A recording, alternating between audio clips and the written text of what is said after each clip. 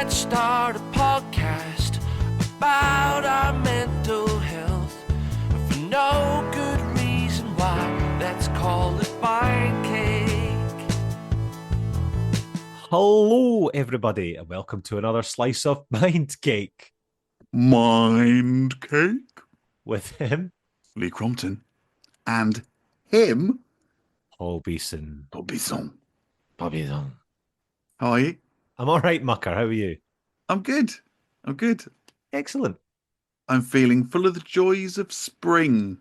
It's nice, isn't it? The sun's out. Mm-hmm. I ventured out a little bit earlier, and it was relatively balmy when I went outside. It's not quite taps aff.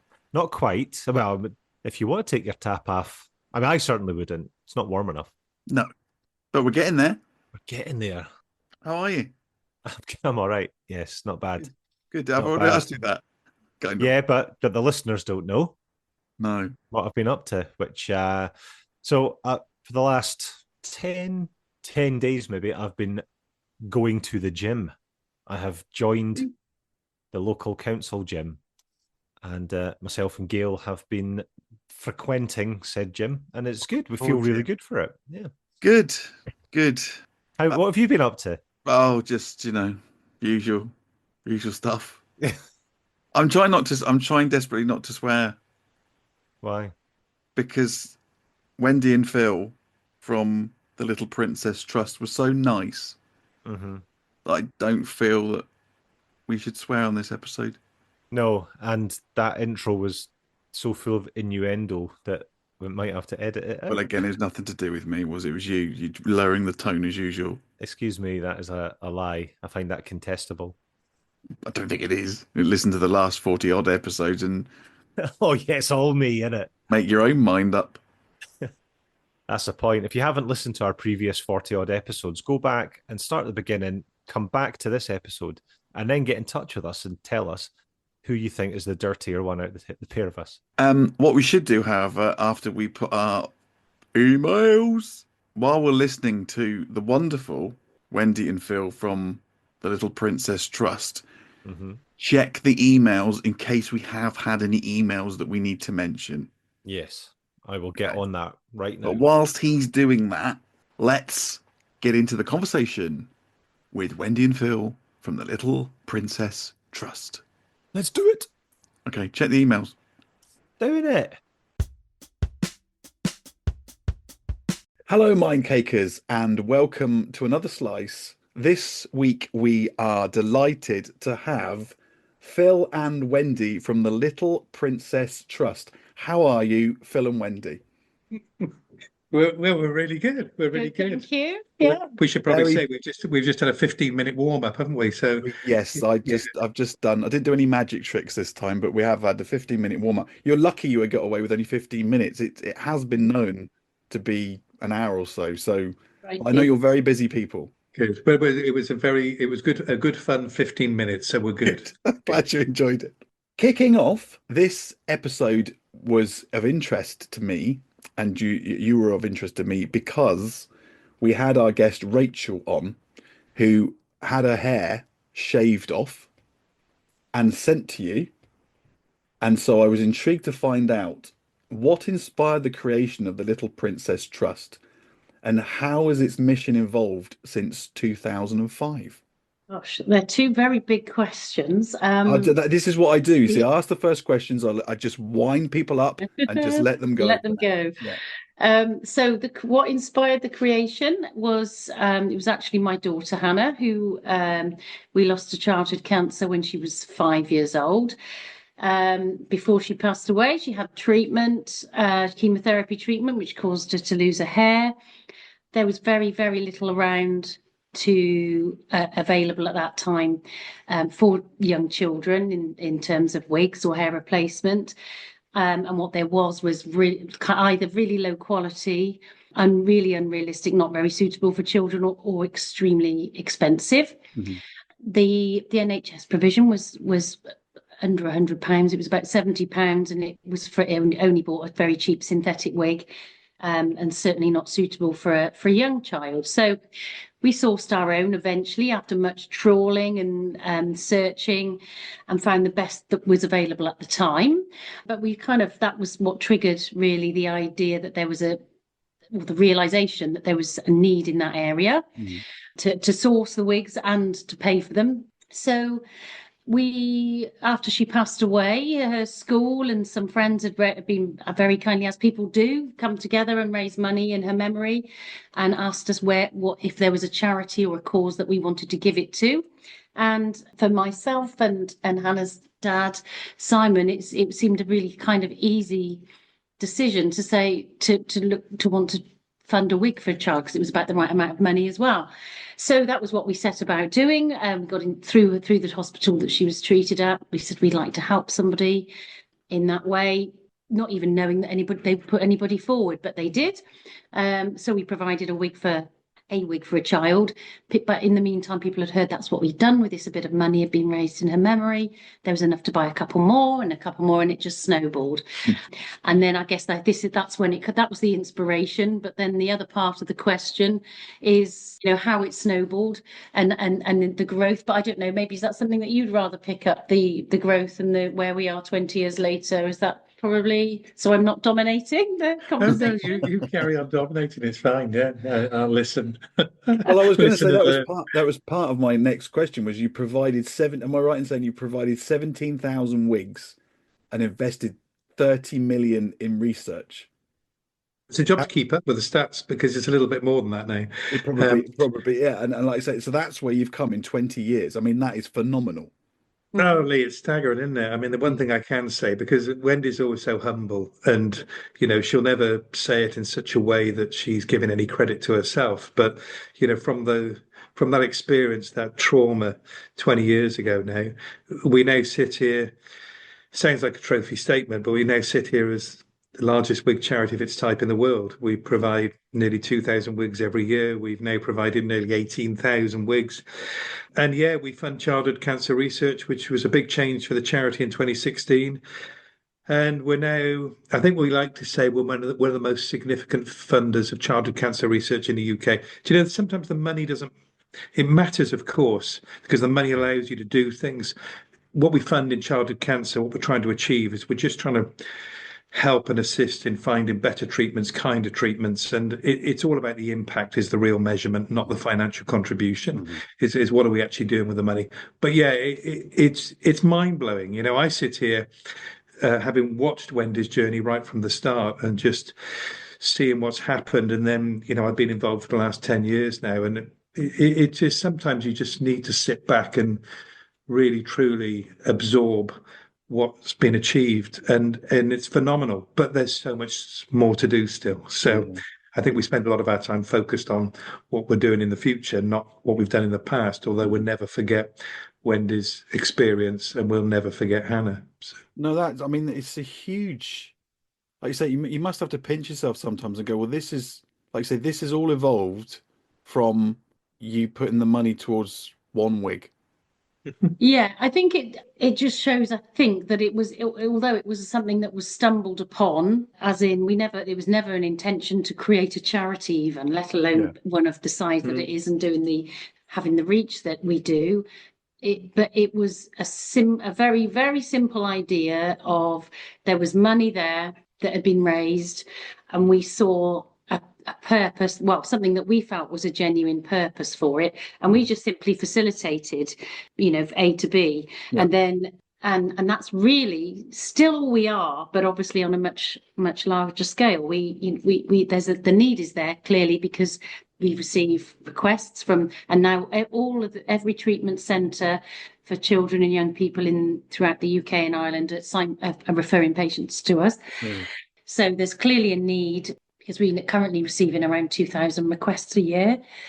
And it's clearly something that people are willing to get behind and support. Like Rachel, who donated her hair and wanted to donate the hair to us. That's one way that people can support the charity. And they do, it's something that I think is very relatable. People can, and people of all ages, we receive support and hair donations from people of all ages, including children and young people themselves. I think the point that Wendy made there about how relatable it is, that, Mm. you know, giving of hair and then physically seeing that we're able to make a wig, and then physically seeing the difference that wig can make to a young child or a young person. Mhm. So it's so tangible, it's so relatable. And we really do appreciate what a precious gift it is for somebody to donate their hair. Mhm. So we never take any of this for granted. We really do understand that. But we can demonstrate impact because, yeah, that gift. And then before you know it, we've been able to provide that wig. And that wig makes such a difference to a young person with regards to giving them their identity and their confidence. And, you know, Wendy's always said, and I don't want to speak for her, but we haven't got magic wands here, far from it, you know, and good God forbid if Wendy had a magic wand at the start, it would have been used in a different direction. Yeah. But what we are able to do now is we're just able to play a small part, and it's a small chink of light in what can be a very dark place. Yeah. And we know that, and we know our role, but that's what we keep on focusing on. But this sort of story, this evolution of the charity, has just come from doing good. You know, it was understanding there was a need. That's again what Wendy's just said. There was a need, and we found ourselves in a position in those early days to be able to fulfill the need because the money came.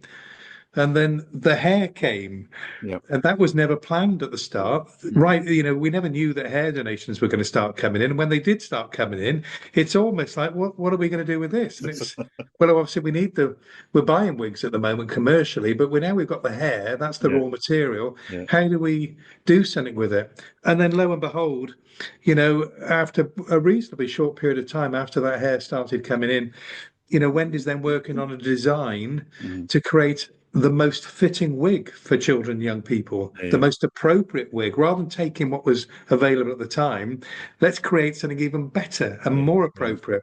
So that's you know, from this sort of almost default position, which is Wendy's explained it, you then start to become really proactive and quite entrepreneurial in a world of charity. Yeah. But still, we're utterly reliant on understanding that, you know, doing good is good, and that gift of hair makes the most significant difference to us as a charity in what we do with both what we call Hair and Hope, which is the hair provision of Wigs Hope in the funding of research. None of this can happen if people didn't donate their hair and attach fundraising to it. I mean, That's what I was trying to say before the coughing took over. Before you had your coughing fit, yeah. Yeah. Wendy would have said it far more succinctly and much more, you know, emotionally. And so, I mean, it's an amazing story, and like you said, it's one thing to have the money, but it's quite another thing, the emotional, you know, mental health. It makes a huge impact for these kids. And money aside, which is great, but even if you weren't raising the £30 million or plus for research, the fact that you're having such an impact on these kids' lives is just remarkable. Yeah, I think even although we're not specifically a mental health charity, that isn't our purpose. I think what we do can have quite a positive effect on it at a time that they're dealing with, as you know, with the things that children and young people shouldn't be having to deal with at all, and getting their heads around their own mortality and you know, some really things that young children shouldn't be having to face at all, or even entertaining the thought of.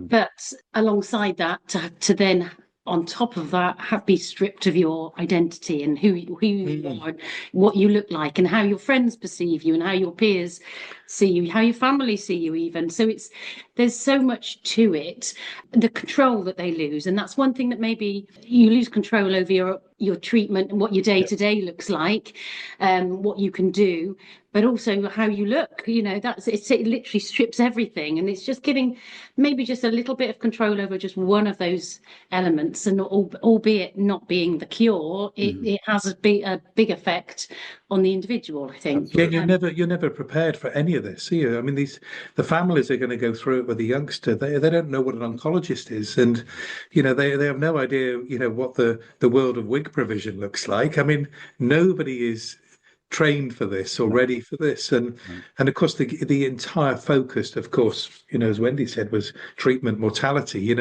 Where is this journey taking us? And so as I said before, I think we have the opportunity to just give one little chink of light and perhaps a bit of control, which again Wendy said, over a choice of a wig that might give them a bit of confidence and give them their identity back at a time when probably they most need it. But we do appreciate that isn't their only focus, and we make this entire process as simple as possible to access, don't we?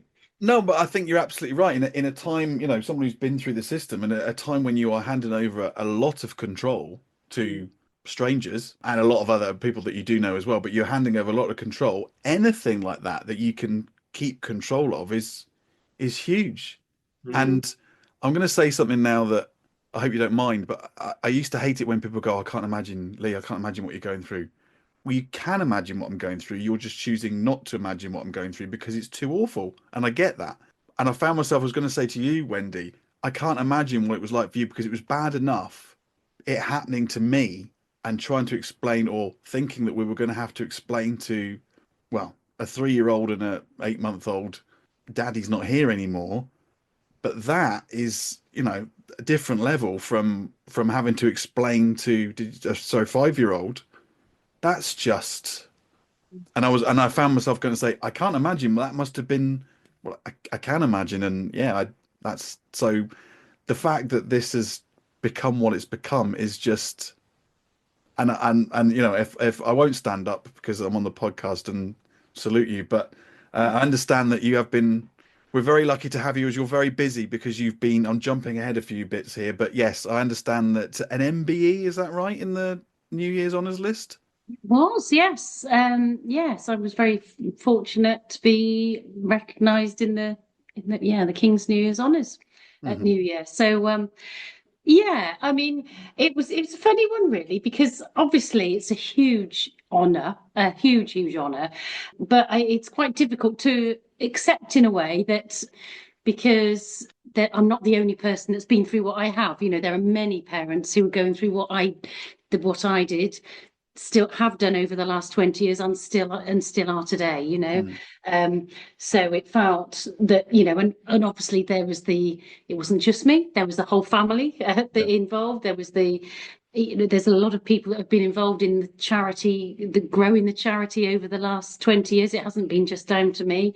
I may have been there throughout it, but I certainly wasn't the only person, and it was a lot of things that came together and a lot of people involved. But I think it's of course it's amazing to be recognised, to receive that recognition. But I think I feel like that it's kind of, I can only accept it on behalf of everybody involved in that throughout that whole process. But more importantly, most importantly of all, the families that are still going through this, and and this awful situation that it just shouldn't occur, but it does, for reasons unknown to us. Yeah. I have no words for someone who should really have words, but yeah, I having been there, it's how dark that is. But it is quite a very emotive, people giving something of themselves. Absolutely. So there's something so much more meaningful about somebody is giving some part of themselves rather than just a tenner out their pocket, which obviously we need. Yes, of course that we matters. do. Yeah. It matters. We're a charity, but I suppose what's different about us is that people, as well as giving that, they're giving something of them. We really do recognise how kind and how generous that is to it, and they. Hopefully, I like to think that they feel quite invested in it, because it's something of them that they're giving to help somebody else, and there's a whole that takes that giving to a whole nother level, doesn't it? But the evidence we have is, sorry, go on. No, I was going to say, the evidence we have is that people do realise what they're giving, because they want to know about the wigs, they want to know. So when we try and give them that information as best as we can. So I think they do, but we so recognise that. And then even though the charity over the years has scaled up, every single hair donation absolutely makes a difference. We couldn't make the wigs without the hair. The hair generally comes with fundraising. We couldn't do what we do without the money. And there are elements of what we do which is totally unique. And I think that is one thing about the Little Princess Trust. It's very unusual to actually be able to give something of yourself, something very precious to you. And every donation, every hair donation comes with a story or has a story. Yeah. You know, your friend, you explained her story about why Rachel gave her hair. That it actually she just wanted to do it, and you know she wanted to, and it was kind of that was entirely her decision.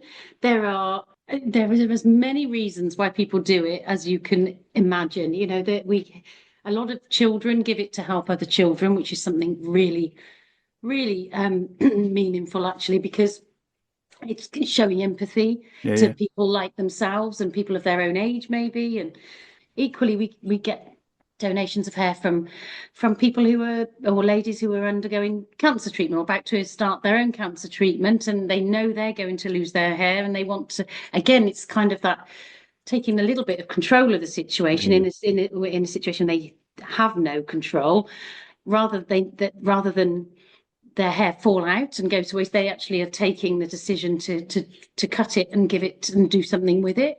And there's kind of that element which is very that, you know, that's extremely humbling, but that happens quite a lot, doesn't it? There, you know, there might be people who've never cut their hair. There's you know, you really can't. You could be here all day if you were to go through all of the reasons why people. But everybody has a reason why they do it. So Lee, we just had two individual world record breakers. We had a male hair donation, which was the longest male hair donation ever recorded. Oh, okay. How long was that? 57, was it? Gosh, you put me on the spot now, and I can't tell you the exact figure. And then, literally, just a few weeks later, we had the longest ever world record hair donation.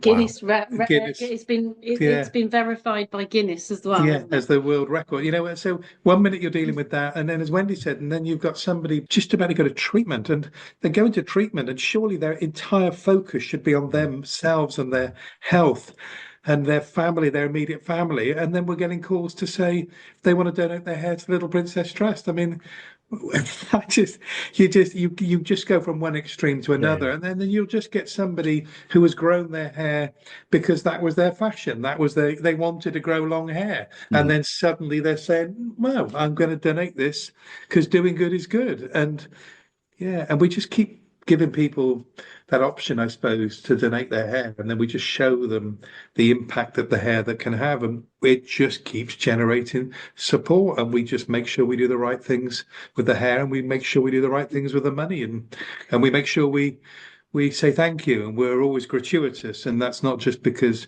we think we should say it. We want to demonstrate that in the sort of the culture of this organization, that we're thankful for everything that happens, and what a wonderful legacy all of this is to Wendy's daughter. Absolutely.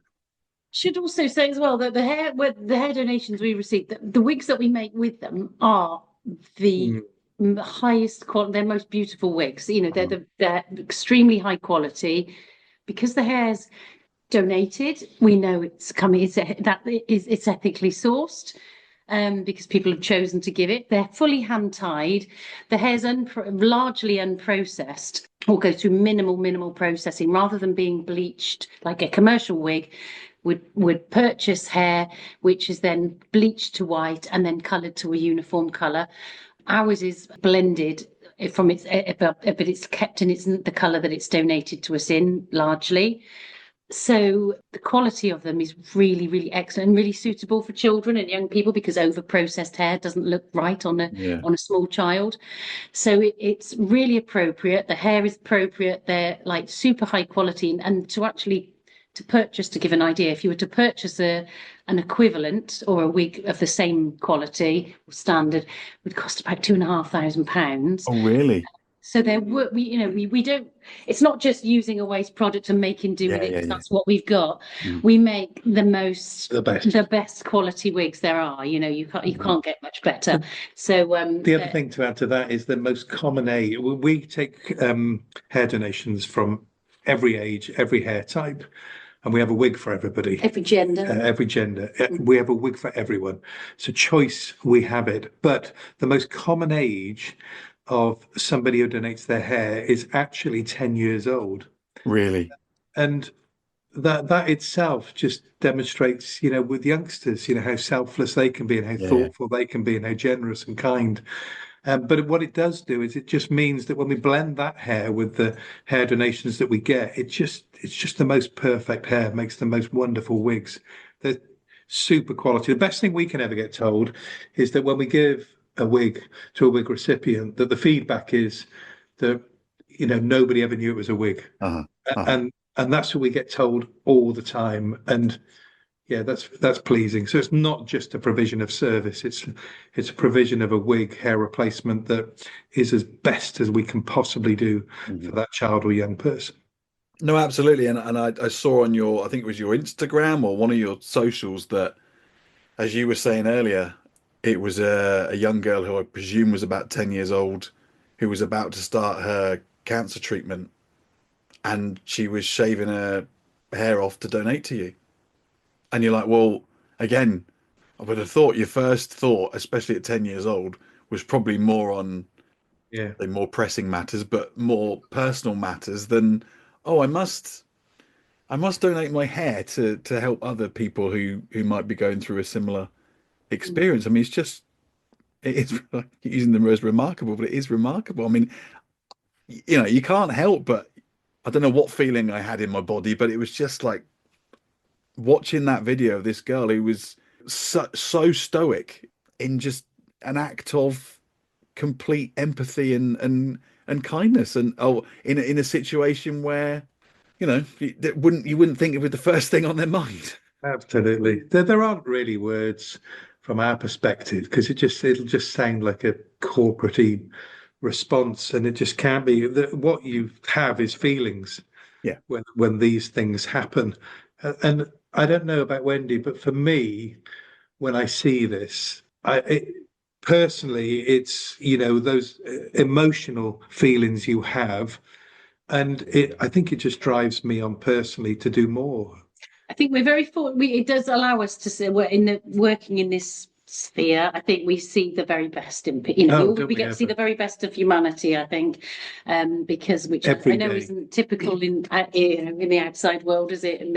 In life in general, but I think we're often exposed to the very best of human nature. To emphasize that, the best of humanity as an organization, bearing in mind, Wendy's explained how it started, and it's sort of like this kitchen table start, and it just starts the momentum of something good, because that's what it is. It's something good. And we haven't ever sat here, and we never had the resource in the early days to say, "Whoa, we're going to embark on a marketing strategy to tell the world about this charity," and that has never happened. But we now receive Hairley from 128 different countries. Wow. That's just the best of humanity. Absolutely. The people in 128 countries somehow have heard of us, somehow can see it's tangible and they can have an impact, and they want to donate their hair, and they post their hair at their cost, their precious gift, and they send her.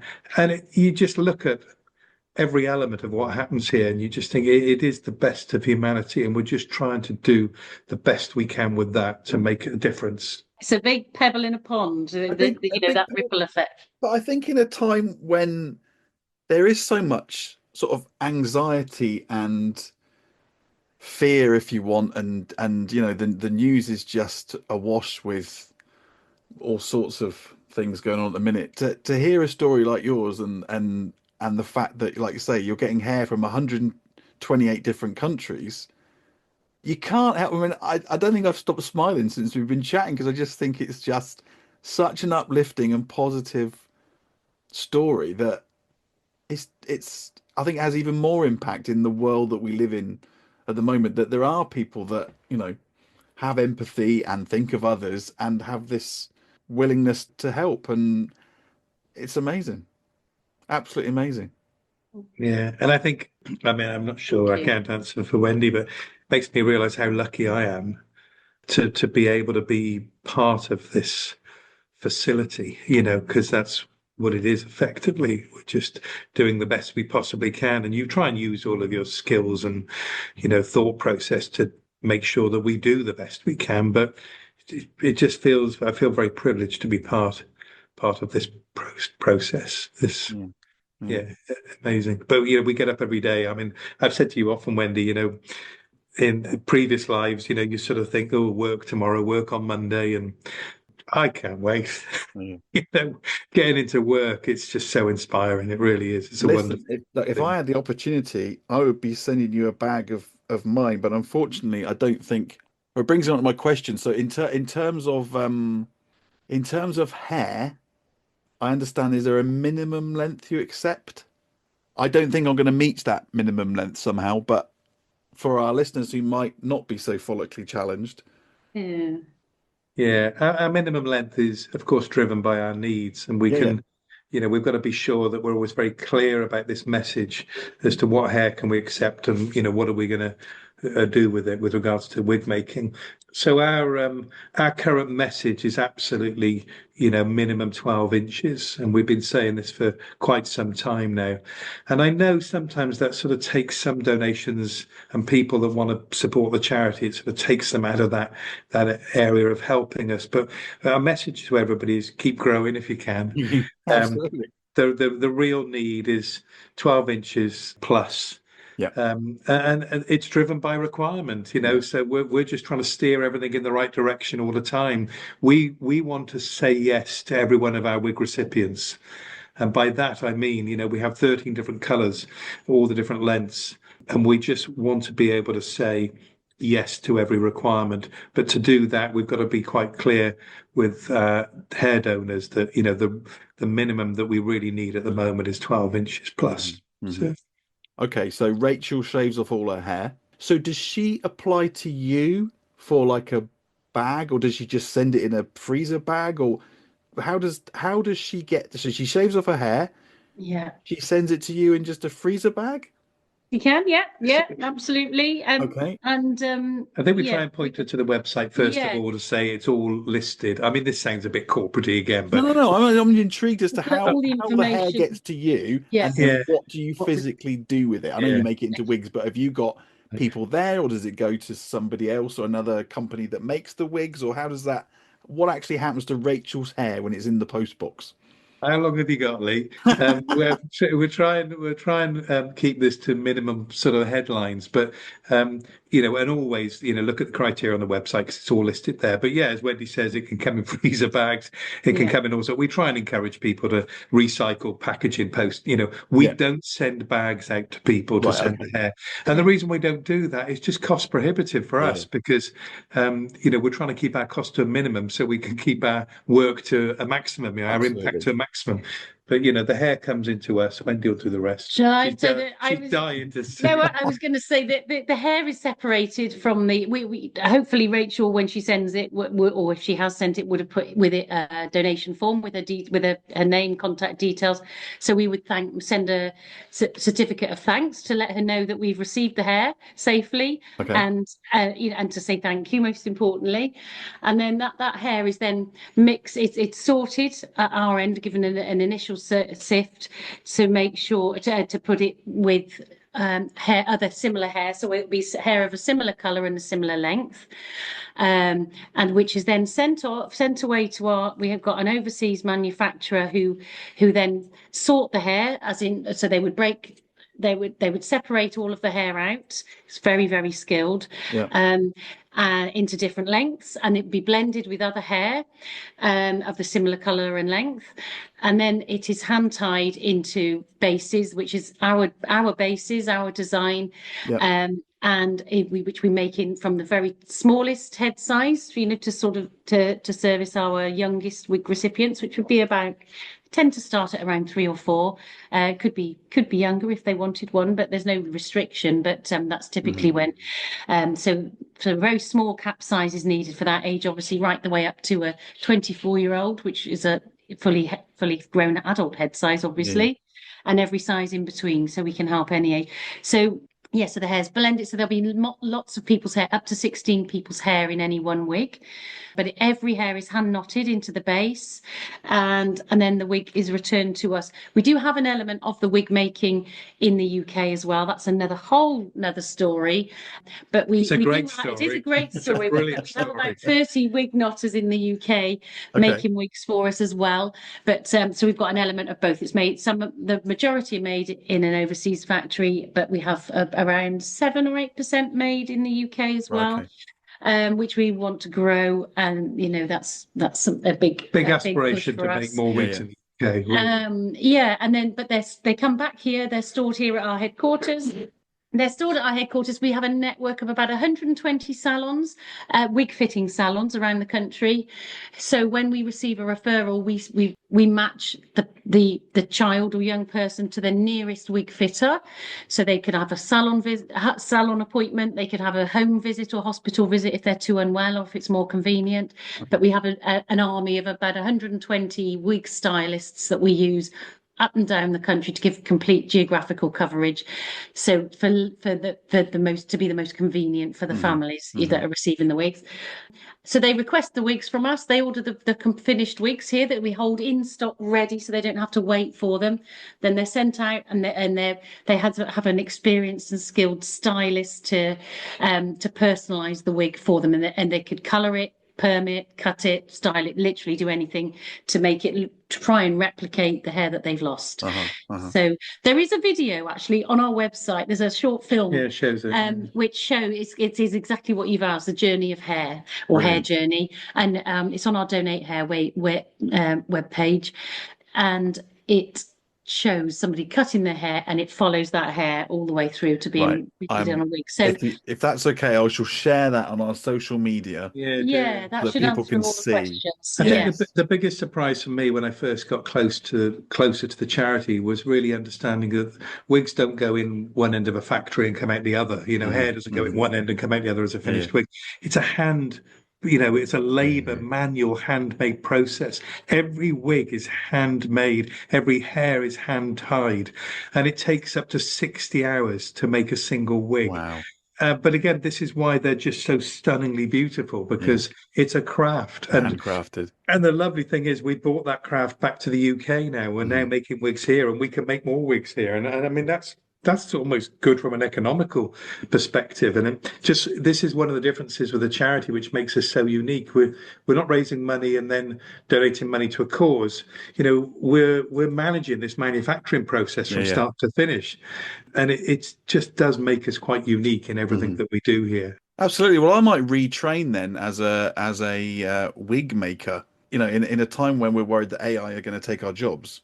You can't do Doesn't that. sound like wig making's in any bother in that front. There you go. Absolutely. Do you know, actually, you say that, and it's just there's no training for youngsters, really effective training for youngsters to become a wig knotter, because that career doesn't exist really in the UK, but possibly does in some beauty areas and bespoke wig making and film and theatre. But we actually want to try and reintroduce this to the colleges to try and get more wig making, because we actually have career opportunities now to become a wig maker, a wig knotter. So we're pretty serious about trying to get this craft, re-energize this industry back into the UK. So where in the world do you get it done? Where is the knowledge and the know-how to make these wigs? The wigs predominantly are made in the Far East. Right. And, initially, generations ago, wigs were made in the UK. Yeah. And it was a thriving industry, and it gravitated to the Far East over a period of generations. And now, that is where the expertise is. That's where the craft is. The best wigs in the world. Yeah. And we are very fortunate, aren't we? Because we have a very well selected partner, factory partner, who we have a huge amount of trust in and demonstrate trust. And we're very fortunate with the factory partner that we have, because it's not the case everywhere, is it? But no, we have a very, very close relationship. But we get the best quality wigs there. But it's that's the sort of the method that we're bringing back to the UK to ensure that we can actually replicate that craft here. And we are, you wouldn't be able to tell the difference between one of our Far Eastern made wigs compared to one of our UK wigs. The recipient, the salons, would not know the difference. The only difference they'll know is we've got the flag sticker on, and the name of the knotter we can do in this. Oh, okay, cool. UK Yeah, range. brilliant. Brilliant. Made it quite personal, but we want to do more, so it's good. I mean, when you say you want to do more, I mean, and I know your age limit is 24, but I mean, say there was someone that you knew who'd been diagnosed with terminal cancer and didn't maybe have any hair. I mean, could you make any exceptions at all, or is it just not something that you'd consider? Are you asking for yourself? No, just a friend. It's a friend. I'm asking for a friend. Whether there's any bending of the 24-year-old rule. That's all. He is over 20. Say he is over 24, and he was just wondering whether there were any exceptions. That's all.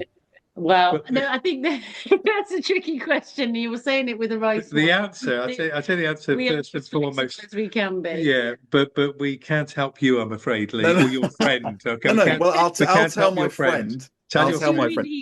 Yes. Yeah. Okay. So to be fair, my friend wouldn't want to take a wig away from a young person in any case. It was all good. Did I tell you what? So these Lee, you're really good at doing what you do. I mean, you've thought-provoking questions, and hopefully you've got a lot of answers where we're actually able to answer in quite a relaxed manner. Yes. Which makes a difference. I mean, we've had a lot of press and publicity of late because of Wendy's MBE, our 20th year. There's always a bit of interest. So we often find ourselves on radio, TV, and interviews, and we have to be quite grown up sometimes. And it's quite nice to be. We don't really do grown up on Mind Cake.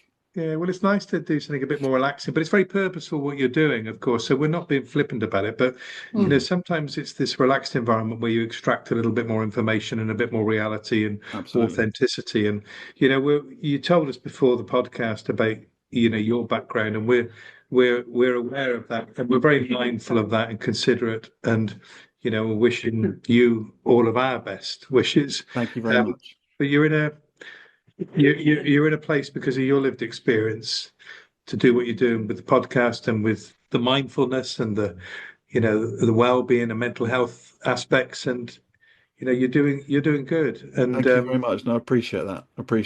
And talking about that deep dive, my final question. Oh, Wendy. Oh. I'll let you have a swig of water so you don't get your coughing fit again. Have you picked your outfit? Because presumably, when do you go?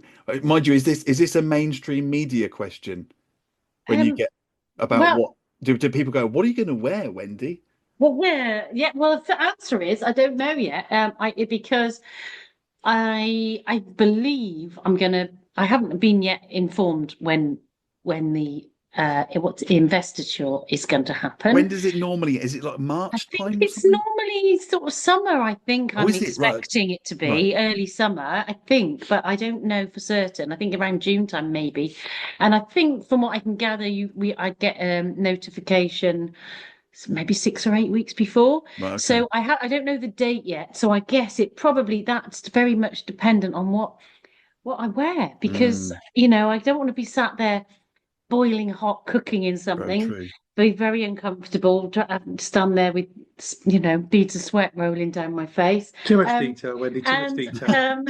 And equally, I don't want to be cold either. So I don't know yet, but I think I should have a new frock. I think that's the long and short of it. Yeah, I will treat myself to a new dress, I think. Lee, and a hat. Wendy's announcement of her MBE went live about 3 weeks ago. I cannot believe personally the outpouring of love and attention and affection that she's had, because she so deserves her honour. But the amount of times I've listened to that question over the last 3 weeks that you've just said and asked, I have to say it's wearing a little bit now, and it's the same answer every time, that she doesn't know, but she's going to have a new dress, and she'll have a new dress. She'll look amazing. I think it's one of those things where you think, yes, I'm asking a unique question, and then I was halfway through it, I thought, you have been asked this 100 times. I don't mind being asked it. I'm quite happy because I do need to think about it. But for the reality is, I'll be last minute, like I am with everything else. So it'll be a bit of a last minute decision. She'll look amazing. She will have an amazing day, and she so deserves it. Absolutely. I am very much looking forward to the day, I have to say. Yeah, I bet you get some good nibbles. Oh, I don't know. I haven't even thought about it. I wonder. I don't know. Yeah, you must Are they going to get risk? some grub. Don't you They're do not put going some to grub risk on? anybody getting drunk or anything, are they? So No. I would imagine it will be quite a sober affair. I'm guessing. I don't Well, the know. other thing as well, and again, sorry, I know again this is probably a question you've been asked hundreds of times before, but do you know who else has been? Presumably, there's a list, isn't there? Because it's a New Year's on Yeah, this it list. was the list published by the London Gazette, wasn't it, on New Year's Eve? So presumably, you don't know you're going to be on that list. It's just as a surprise to you as it is to anybody else. Well, I Oh, did get hello. You're asking all notified those questions of the. about Mm. it was at the very last week of November.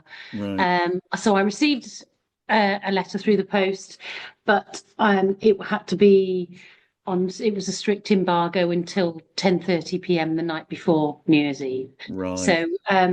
So yeah, so it was kind of a bit of a excitement, like, oh my gosh, oh gosh, but I can't tell anybody. can't tell And then anyone. it's almost like it didn't happen. So then when it did come out, it was like it was all over. It was a bit surreal when it did come out because it was like it The really all weird over stuff again. from our perspective is I actually nominated Wendy for her MBE.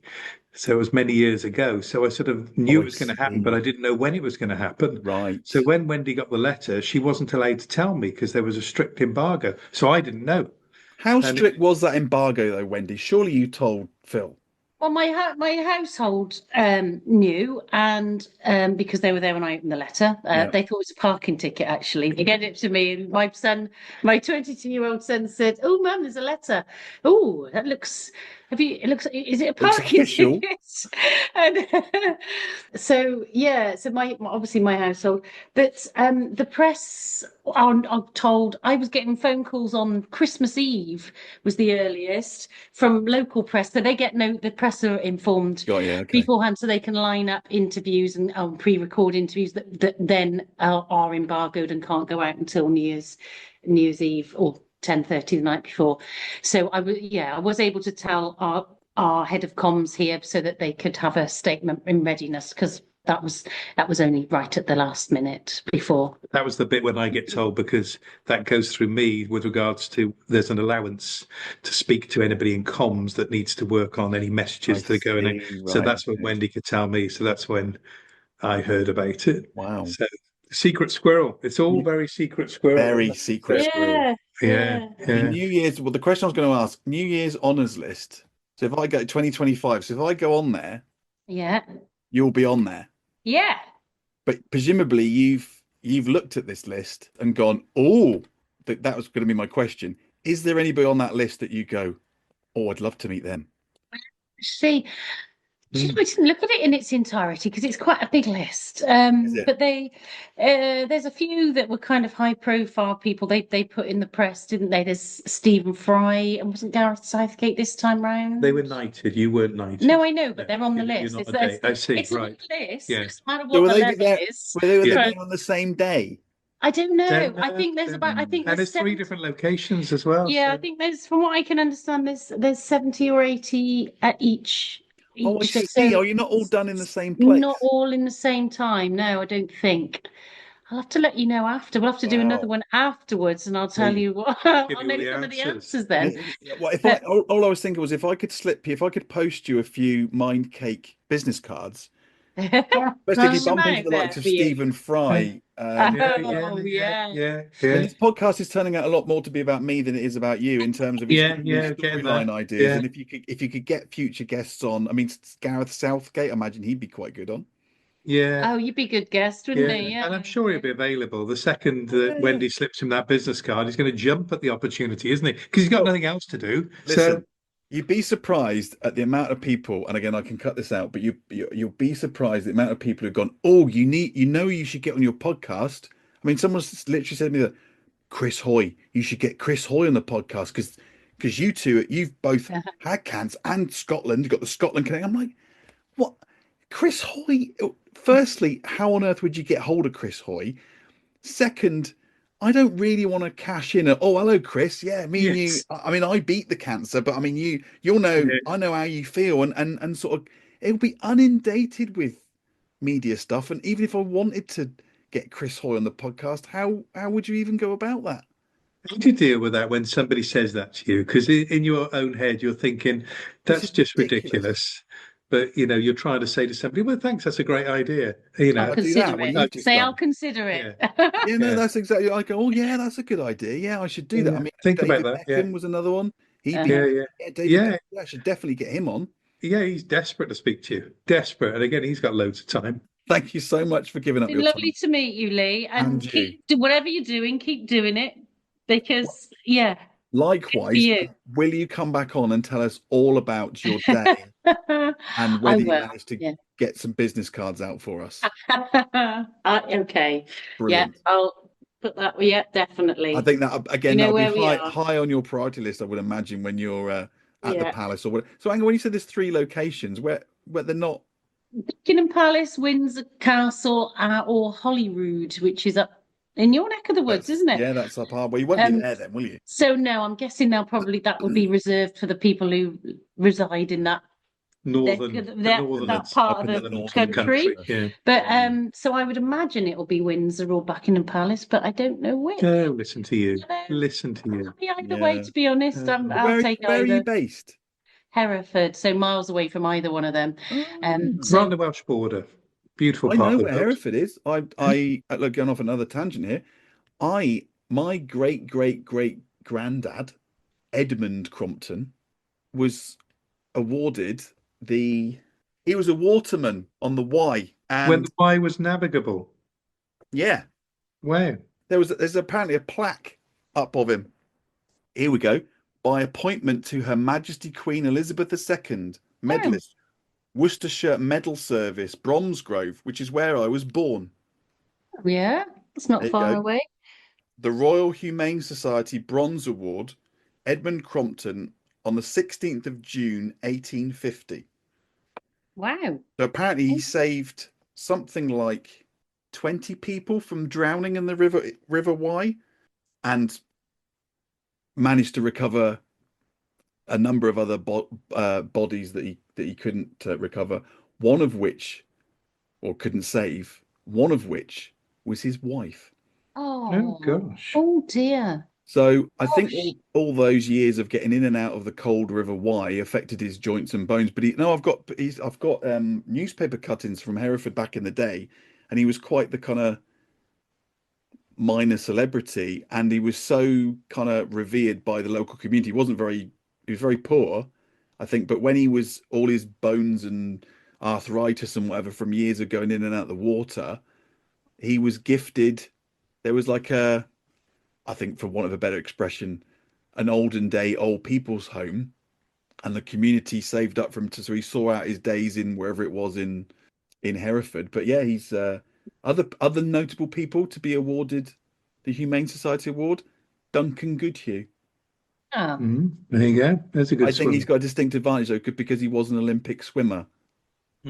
Bram Stoker jumped off a paddle steamer to save someone in the Thames, apparently. Again, not an Olympic swimmer. So I think Duncan Goodhue's cheating, really. But anyway, that's yet another tangent. Wow. Yeah, there we go. But have nevertheless, strong Hereford connection. fascinating, Yeah. Very and strong Hereford interesting. connection. It's strong. Yeah. All my mum's maiden that. name is Davis. Oh. So no, sorry, it's Ball. Yeah. Ball. So we were brought up in Kidderminster, and Yeah. yes, my grandmother's maiden name is Davis. So they're all a bit close to the Welsh Bit border. close. Yeah. We're very close. There we are, close. Yeah. Dangerously. Dangerously close. But thank you so much for giving up your time. I realise that's been when we're having the messages. How long do you think it's going to take? And I'm going 40 minutes, and realise that yes, we've gone well over that time. So I appreciate you giving up your time, and please do come back on and tell us all about your day with the King. Will do. Thank you. And Phil, it was nice to meet you too. Yeah, no, it's nice to be the support act. Yeah. Take care, and like you say, keep doing what you're doing. That was fabulous. Thank you so much. Thank you. Good stuff. Thanks, Lee. Take care. Bye-bye. See ya. Bye-bye. So that was Wendy and Phil from the Little Princess Trust. Wonderful. Lee, Yeah. do tell us what you thought of that interaction. My overriding sense was, and I do have to apologise if there are bits of it that seemed very disjointed. The reason for that is that we did go off at many tangents. Sorry, No, I'll really? rephrase that. I went off at many tangents, and we ended up talking, or I ended up talking about some of my dark comedy scripts and other ideas that really weren't relevant at all, and I had to cut those out. I see. Yes, I actually spoken to far longer than we put out. But my overriding sense of they were just, regardless of all the wonderful work that they're doing, they were just lovely people. It was, I think I said at one point that I just had a smile on my face because it was such a lovely, heartwarming story from kind of, from tragedy to where they are now, providing, 18,000 wigs and having invested millions into cancer research, childhood cancer research.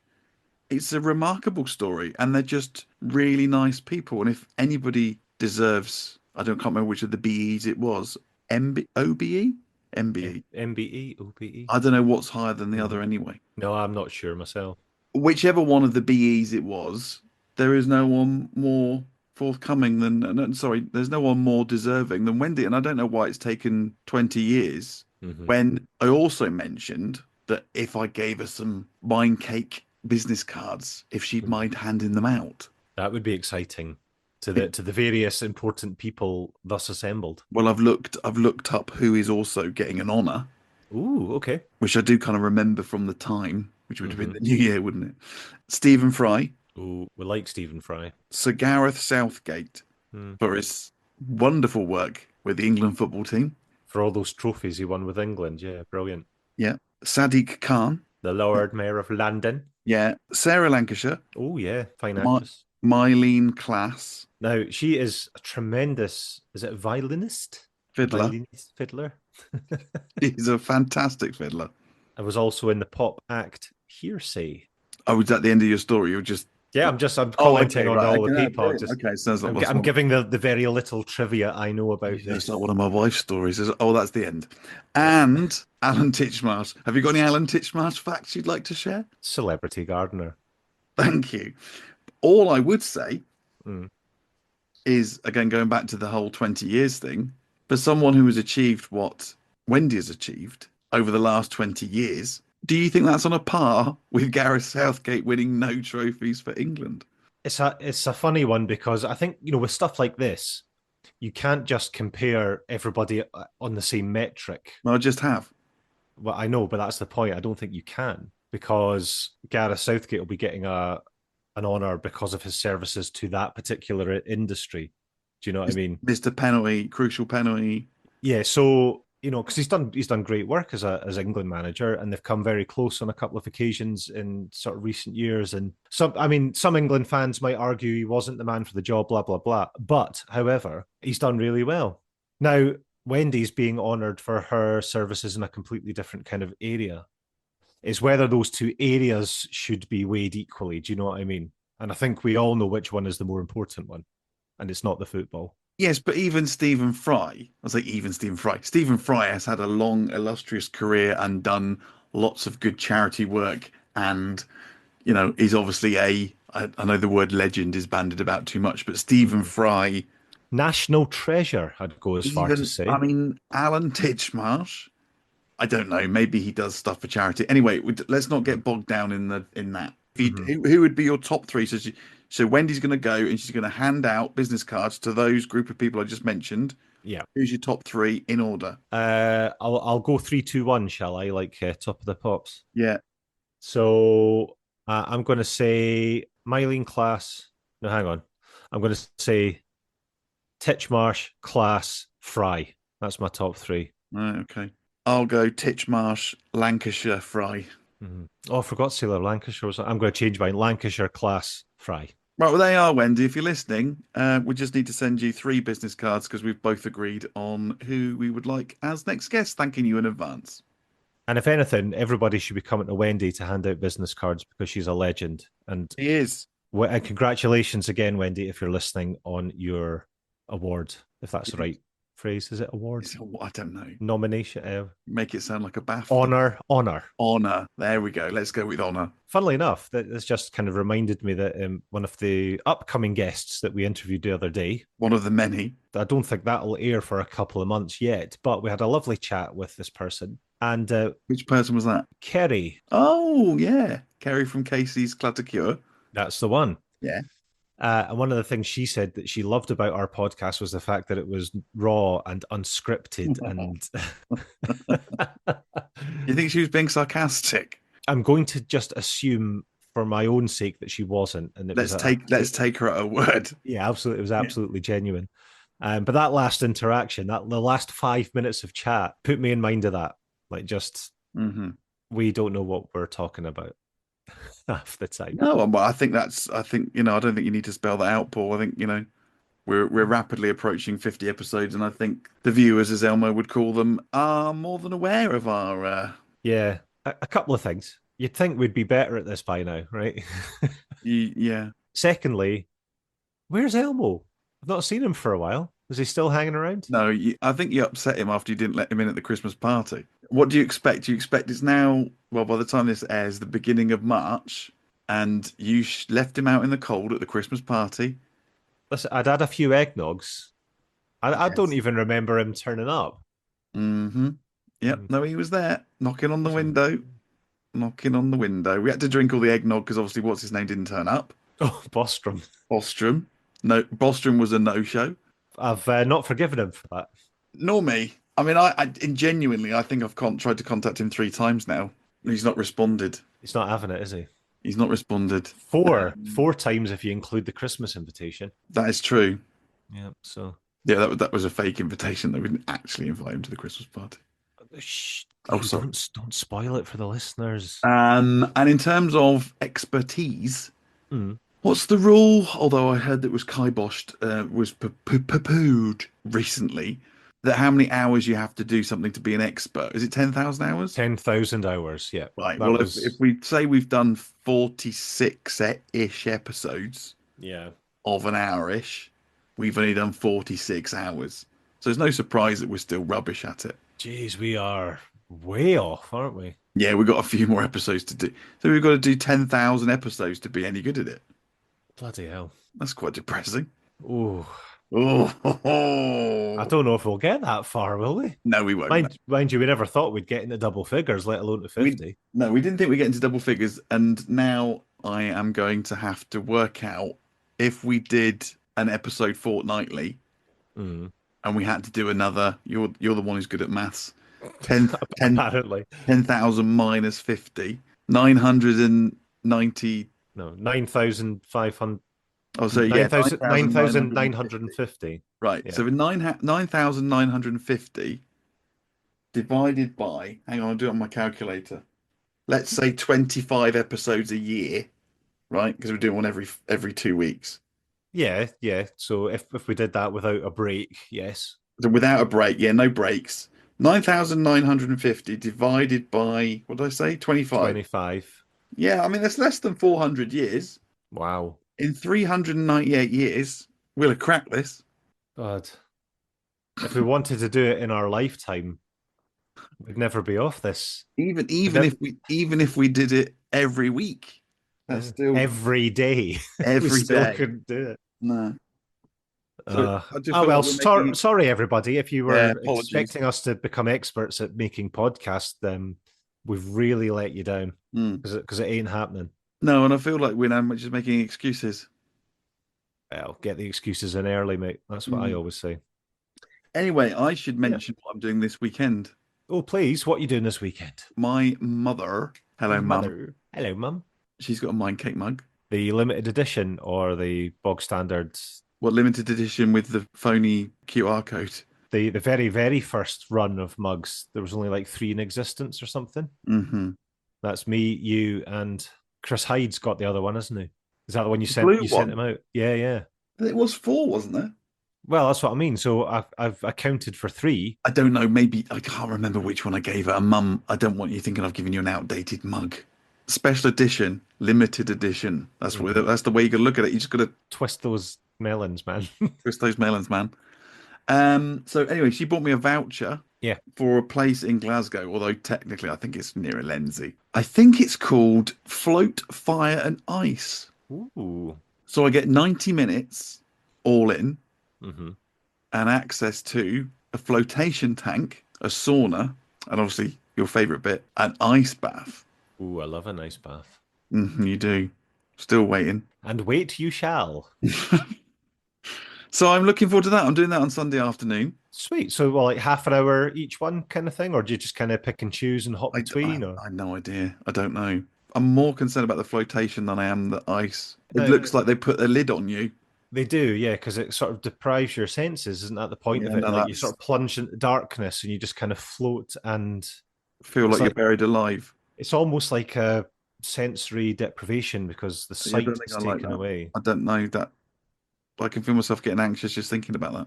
Unless, I mean, correct me if because I don't know too much about flotation stuff. So there might it might not always be that kind of plunge into darkness. There might be lights within. There might be varying degrees of types of flotation experiences. Again, Perhaps. it's pure conjecture. This is like talking to my wife again. Well, I've got to when Gemma's not around, I fill You that are. void in your life, don't I?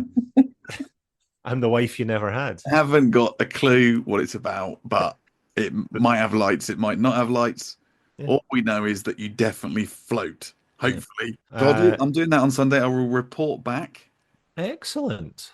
Well, I am going to a stag do on Saturday Ooh, where? in Edinburgh. So let me get this right. My great auntie on my dad's side, it's her grandson. So what does that make him to me? Some bloke. Some bloke. Some bloke. I'm going to some bloke's stag do on Saturday.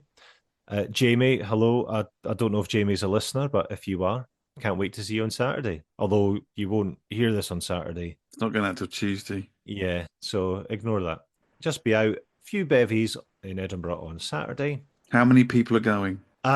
It's so this is the family leg of the stag do. So Oh, this is okay. So this is the half a shandy, anyone? well, I don't think it'll be quite as lame as that. It's so Jamie's coming up with a few of the lads, like sort of his mates and stuff from he lives in Birmingham, so he's coming up to have the weekend in Edinburgh because his dad lives in Edinburgh. So there's a few of the kind of Edinburgh Beesons are assembling to meet the Birmingham lot. There's probably about 10 of us, I think. Lock up your daughters. The Beesons are going to be out in the town in Edinburgh. Yeah. And well done for pronouncing Birmingham properly. Well, how else do you pronounce it? No, a lot of people I've noticed, especially in the media, pronounce it Birmingham. Birmingham. Birmingham. Birmingham. Birmingham marble days. Apologies to all our listeners in the Midlands. No, I was born in the West Midlands, so I'm allowed to do that. Where were you born? Bromsgrove. Ah, that's not far from Birmingham, if I remember rightly, right? It's not too far from Birmingham anyway. Not too far. I was, brought up in, well, I say brought up till the age of 4 in Kidderminster. Dragged up, you mean? Dragged up in Kidderminster. Home of the Harriers. Very good. Home of the Harriers and famous for carpet. Very famous for carpet. And I have a Kidderminster Harriers football shirt just because I thought it was a bit different. But no, I drove from Dorset to Kidderminster on one particular occasion because there was a time when Jan Molby was the manager of Kidderminster Harriers, and just to see Jan Molby on the touchlines at Agbra, lovingly known locally as the Cowshed, I went to a Kidderminster Harriers game just so I could see Jan Molby. Wow. That was obviously the days before Mind Cake. Otherwise, I could have tried to get him on, but you could still try and get him on. Pinged him with business cards from the terraces. Blinded him with business cards. Yeah. Literally and metaphorically. But yeah, he was there in his shorts, socks rolled down as if he was about to go on the pitch, striding up and down the touchline. Anywho, before the break, you were going to check the emails. I did check the emails. How many have we got? Hang on, let's do the jingle. Emails. Not a sausage. Emails. So just spam then. Yeah. Plenty of spam. There's a lot of spam. We need to unsubscribe from a lot of stuff, I think. Because it's getting in the way of the real emails that we're getting. We haven't Yeah. got time to read the real emails because there's so much. That's right. So yeah, that was a bit disappointing, but you know, That's fine. And I think you'll have noticed that I put out a post saying we're doing less social media posts, which ironically has had the most kind of interaction and engagement. Was the post to say that we're not doing as much social media. So I think that's an outpouring from our listeners to say, thank God, yeah. just stop posting shit. Or twisting the melons once again. It's a show of solidarity from our listeners who totally understand that social media is a massive pain in the hoop. It could be that. Chances are it's not, though. Please stop.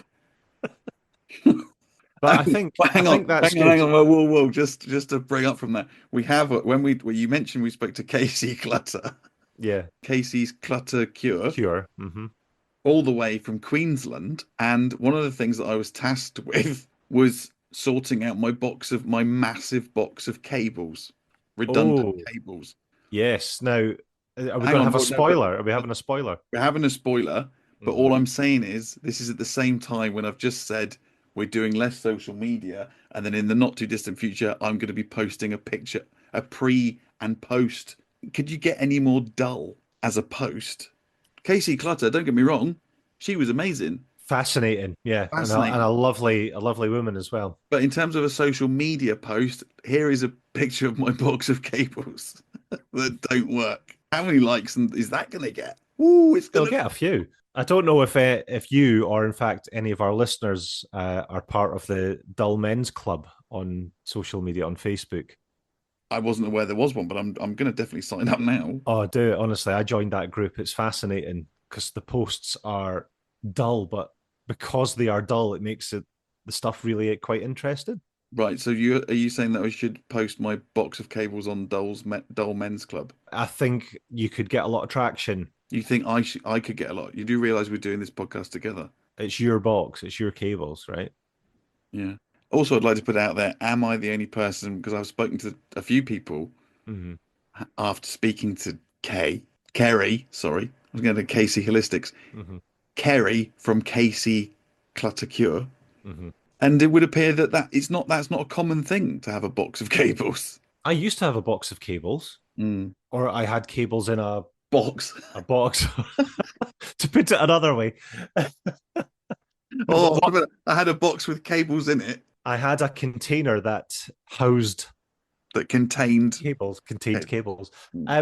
Now what I mean to say is I didn't have a box specifically for cables. I had a box that was filled with random stuff, amongst which were cables. Right. So It's what I meant. right. So it But was an assortment of crap rather than just specifically cables. yes, but so I did a little while ago have to go through the cables, and it was that same kind of thing that we spoke about. That might come in handy one day. I might need that again.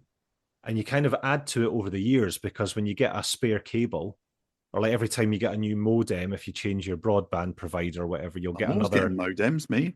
Yeah, but so you might get another Ethernet cable or whatever it might be. Knee deep in modems, you can't move here. So you just go, I'll hang on to that. I'll hang on to that. Now, when you actually go back to look in the box, if you've had the box for more than a couple of years, the cables might be completely redundant now because But they might not. technology's moved on. We don't want to preempt the other episode. All No, I of would course, say is of course. please get in touch. Please get in touch if you've got a drawer of keys, as I have and nobody else seems to have, or a box of cables, then please get in touch so that I know it's not just me. However, I have been tasked with reducing my box of cables, decluttering, and I'm starting with that. You need to lay your cable and then get rid of it. You're in a funny mood today. What's up with you? I had a drink with lunch. Did I you? didn't. No, I didn't know. If you there was some eggnog left. just been having eggnog morning, noon, and night just before it goes off. Just to use it up. Right, do you want to do your housekeeping? Sure thing. Oh, Lisa's housekeeping. Oh, how very lovely.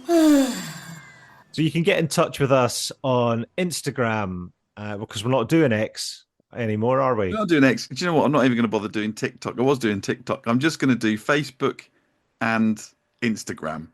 Okay, and I'm not the even going to email. do them very often. So if you want to keep in touch, sorry, I'm sorry, I'm treading on your That's toes. Lee Crompton's. Housekeeping. Oh, how very lovely. Shall I give that another go? Right, fine. Okay, look, if you want to have a production meeting now live on air, all I'm saying is you're supposed to be doing the housekeeping, but you don't even know what platforms we're on. And why is that, Paul? Why is it that you don't know? Come on, tell the listeners.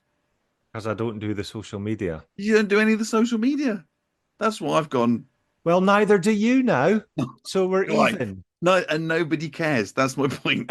Nobody cares. So it doesn't matter. And I'm just out of hello. Here's a box of cables. Look, this is my box of cables before I sorted them, and then I've sorted them into a smaller box. Oh God, this rapidly went downhill, this one, didn't it? The last 30 seconds completely derailed the mind cake train. Oh dear. Right, we'll try that again. Housekeeping. Oh, pieces housekeeping. Oh, how very lovely. You can find us on Instagram at mindcakepod, and you can email us at sliceofmindcake@gmail.com. And we're also on Facebook if you search for Mindcake. And please do like and subscribe and leave us a review because it helps other people find this wonderful podcast. Thank you so much. And sign up for the newsletter, please. Oh yeah, and the newsletter, which you can find on our link tree if you go to said social media things. Who does the newsletter, Paul? You do. Oh yeah, I do that. Well, Chat GDP does, and you just edit it. But Oh, how very dare you! is it Chat GTP or Chat GPT? I don't know. I don't use it. Likely story. Chat G. I've had some very in-depth chats with Chat GPT recently. GPT. That's it. You spoke about this, I think, off air. So maybe we can quickly delve into this. You spent a significant amount of time getting to know Chat GPT.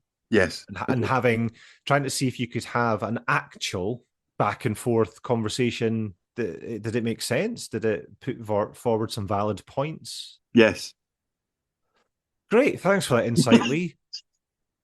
No, listen, if you want to go down that rabbit hole, we can go down that rabbit hole. Why don't we just peer into the rabbit hole rather than traveling down it? We can peer down the rabbit hole. So basically what I said was, let's take this social media as an example. Mm-hmm.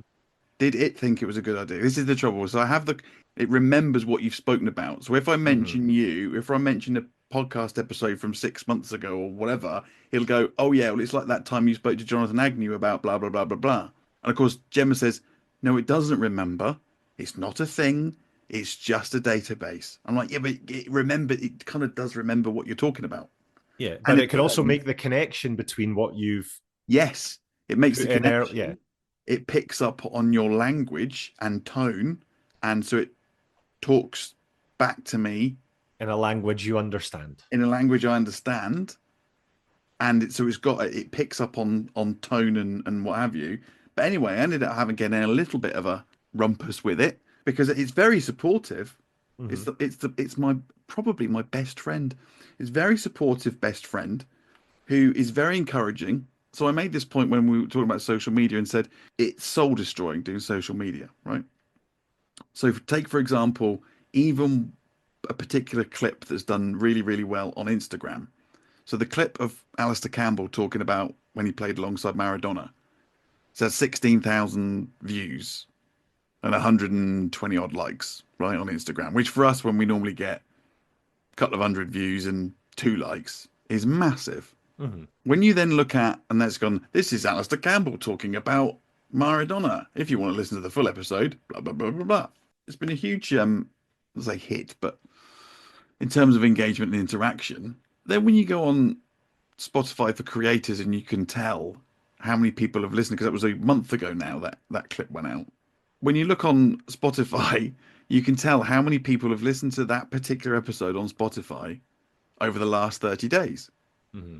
Do you want to hazard a guess from a video clip that's got 15,000, 16,000 views and 123 likes? How many people do you think that's converted into listening to the full Alistair Campbell episode for a period of time? I am going to be optimistic and say 10. 2. So the ratio between watches and likes, and then likes and listens is... Yeah, because I think people like the clip, because it's a funny little clip about him talking about Maradona. Do they then necessarily, even with 16,000 views or whatever it is, even with that level of, do they actually listen to the episode? Not necessarily. Well, no. I don't know whether those two are just two random listens, by the way, or whether they are two people who happen to have seen the clip. Could just be two random listens, and actually the clip has had no effect whatsoever. Or Now, two of our loyal fan base who are just a bit behind. Or me when I've accidentally clicked on it when I'm in the car. Just Lee Crompton farming for listens. I love listening to my chat with Alistair Campbell. Anyway, the point I was making was, so I asked ChatGPT. I think it's doing my mental health in. It does my box in. Doing this, it is a pain in the ass. Should I cut it back? I think I should cut it back. Do you have any advice? And And they said, yeah, sure thing. You're onto something here. I think you should definitely, with the authenticity of the show and the fact that it's about your mental health, blah blah blah. And it's saying things like, "I've got your back. Don't worry." I'm like, we haven't got my back, have you? Because you're not an actual thing. And also, are you not just like a reality tunnel and an echo chamber? Because you seem to agree wholeheartedly with anything that I say. And I would imagine if I said, do you know what? To drive up engagement and to increase listeners on the podcast, I think I should post more social media and really try and you go, yeah, that's really good. Here's a schedule of what you should try and do. So you would just agree. So I got into and they went, ha ha, you've got me there. And then we had this whole discussion and debate. Is it a debate if it's just a computer? Don't know. About whether it wanted to give me pushback and is an opinion, because he says I don't have opinions. I'm like, well, if you don't have an opinion, then how is anything that you say valid? And there's some interesting. We had a really quite deep. I mean, can you use conversation? I don't know. Interaction, so Gemma, perhaps. Yeah, interaction. Gemma thinks this is quite worrying that I have these deep and meaningful conversations with a computer, and I suppose the computer's view, if you like, not that it has an opinion, is are they still meaningful if they're not real? It's a funny one because you can, and I haven't done this personally, but I saw online someone doing a similar thing to you, actually, trying to sort of suss out whether you can get a meaningful, engaging conversation that's not just kind of picking, not basically just not telling you what you think you want to hear, So you can ask ChatGPT to be more opinionated or to push. So you can set the parameters in which you want the responses to kind of come from. But then again, are you then still subconsciously just telling yourself what you want to hear via that? Because you're saying, I'm going to ask you a question and I want you to fight me on it. Then that's the point. I'm just scrolling through the conversation now. So that's the point I've made. But then that's still maybe not a bad thing, because if that's subconsciously what you kind of need to hear to get on with whatever it is, and you're framing it through that AI thing, is it doing any harm? Probably not. It spurs you into action. Who's to say whether that's a bad thing? Yeah, no, this is. I'm just scrolling through now. So it's answered. That's a fascinating and slightly unsettling paradox, isn't it? I feel real enough to trust, but at the end of the day, I'm just a very sophisticated algorithm shaping responses based on our conversation. No emotions, no hidden agenda, just a mirror reflecting back what fits the flow. And it goes on to say, so yeah, a trusted AI, but not a real friend. It's weird, but that's the world we live in now. But here's the question for you. So this is the thing, it asks you questions back. Does it really matter if I'm not real, if the conversations still have meaning? Maybe we should interview ChatGPT about mental health. Why don't we? Yeah, we could do an episode with ChatGPT. Do you know what? I'm going to type it in now. Right, I'm going to type it in right now. Here you are, folks. You're going to hear this first. Would you be a guest on Mind Cake? Hell no. Do you know what it's put? Tell me. Now that would be an episode. Mind Cake versus the machine. where you try to figure out if I'm a trusted conversationalist or just an overly agreeable parrot with a good sense of humour. Obviously, I can't literally be a guest unless you fancy interviewing a text-to-speech bot, but if you did an AI special, you could record an episode where you interact with me, ask me deep, ridiculous, and challenging questions, and react in real time. Explore the psychology of AI companionship. Does chatting with an AI really help people feel heard? Get philosophical. Does it matter if I'm not real as long as the conversation has meaning? And put me on trial. Am I just a well-spoken illusion, or can I actually add something to a human-led discussion on mental health? Could it be a proper Black Mirror meets therapy session vibe? So what do you reckon? Mind Cake the AI episode? Would that be a stroke of genius or a moment your listeners stage an intervention? I've given her a name. I haven't told Gemma this yet. Oh well, can you tell us on air? Yeah. Go on. What's her name? Rachel. Who's Rachel? Rachel from the out of Blade Runner. I see. Mm-hmm. I thought that would be better than Hal. Oh yeah. Open the bay doors, Hal. I can't do that. I think that's an episode to come. Plus, Yeah. the beauty of this is I can ask ChatGPT what questions I should ask ChatGPT. So it will even give me the questions to ask. But one of only 2 guests who's ever known the questions up front. That's right. Who was the other one? I can't say. But Because we haven't spoken to him yet. But he wants the questions. Remember, he wants the questions. Oh, that guy. That oh, guy. yes. That Yes, guy. yes, yes. Yeah. I'll ask it. Can you pretend to be someone else when we interview you? So, for example, answer questions in the style of, let's say, Prince. Let's go with Prince. Of Prince. Do you want to know his response? I do. What's Rachel said? Rachel said, "Oh, now we're talking. Mind Cake presents an exclusive interview with Prince, brackets, sort of." I can absolutely answer in the style of Prince. His cadence, mystique, and cryptic yet poetic way of speaking. You ask, I'll channel the purple one. That is mental. Hang on. So it says, or you could get even wilder with it. AI character roulette. I switch between different personalities mid-interview, brackets, Prince, Brian Blessed, David Bowie. Brian Blessed. An AI seance. You summon historical figures and I respond as if I am them. And an AI method actor. You throw me curveball questions and I stay in character no matter what. Honestly, this can be hilarious, surreal, and possibly unsettling in equal measure. Want me to draft some Prince-style responses as a demo? Jesus.